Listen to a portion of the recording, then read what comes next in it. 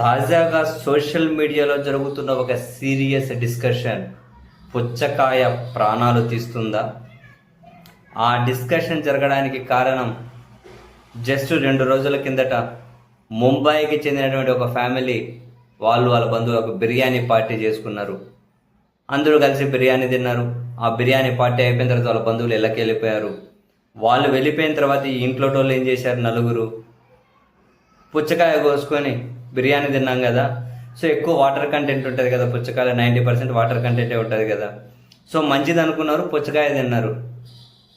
తర్వాత వాళ్ళకు కాసేపటికే తెల్లవారేసరికి ఫుల్ వాంతులు, విరేచనాలు. ముంబై ఆసుపత్రిలో చేరారు. చేరిన కొన్ని నిమిషాలు, గంటల వ్యవధిలోనే నలుగురు చనిపోయారు.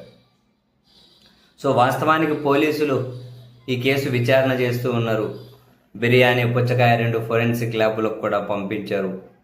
దీని మీద నెట్టింట ఇప్పుడు పెద్ద ఎత్తున చర్చ జరుగుతుంది. ఎందుకంటే పుచ్చకాయలు తిని అనారోగ్యం పాలవుతున్న వాళ్ళ సంఖ్య ఎక్కువగా కనిపిస్తుంది అని.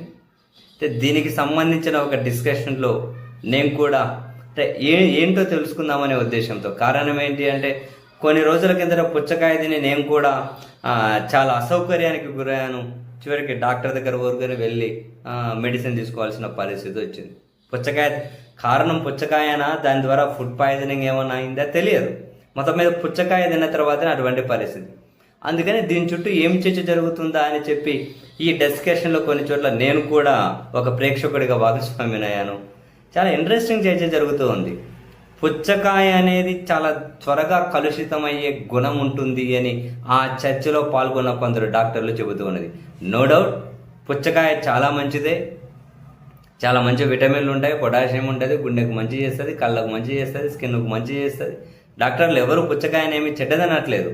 అయితే ఎప్పుడైతే పుచ్చకాయ కలుషితం అవుతుందో, ఎలా కలుషితం అవుతుందట, దానికి మంచి రంగు రావడం కోసము కొన్ని కెమికల్ వాడతారట.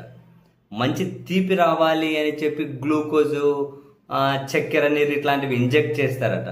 అటువంటప్పుడు పుచ్చకాయ కలుషితం అవుతుంది అట. పండ్లల్లో చాలా త్వరగా కలుషితమయ్యే గుణం ఉండేది పుచ్చకాయ మాత్రమేనట. అది కోసే కింద ప్లేట్ ఉంటుంది కదా, ప్లేట్ చెక్కు అది మంచిగా ఉండాలట, కత్తి మంచిగా ఉండాలట, పైన కూడా నీట్గా పుచ్చకాయను కడగాలి అట. అసలు ఈ కెమికల్ లేనివి, ఇదేమైనా కనుక ఇంజెక్ట్ చేయనివి చూజ్ చేసి కొనుక్కోవాలని, ఇవన్నీ ఎవరికి తెలుస్తాయి? ఏవి ఇంజెక్ట్ అవుతుంది ఎలా తెలుస్తుంది? ఏది మంచిగా పండింది ఎలా తెలుస్తుంది? ఏది కెమికల్ ఇంజెక్ట్ చేసే ఎలా తెలుస్తుంది? నిజంగానే పుచ్చకాయ ఎండాకాలంలో చాలా మంచిది. మనిషి డిహైడ్రేట్ గురి కాకుండా కాపాడుతుంది.